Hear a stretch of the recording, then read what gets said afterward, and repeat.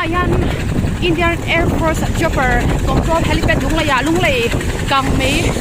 khel mi zo thelo te khel turin haron tum cha tunga yan dar som le mit som ani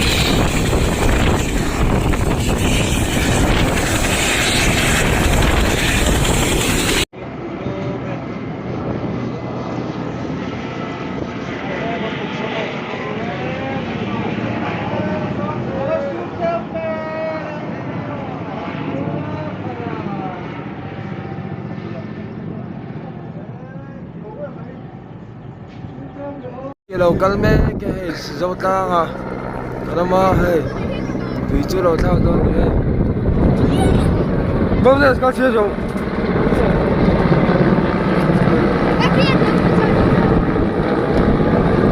so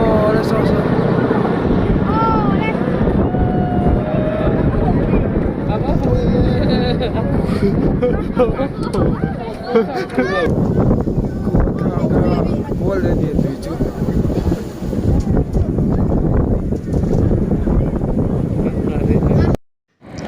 le hei tu na hianin komzol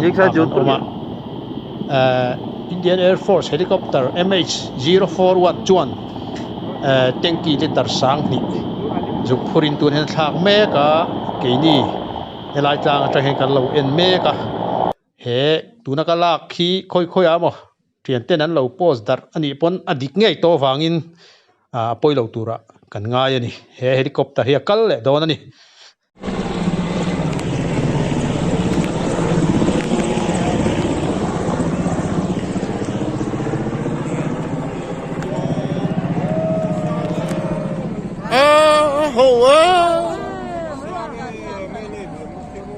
tôi hắn chiều xuống ai nó hầu riếu mà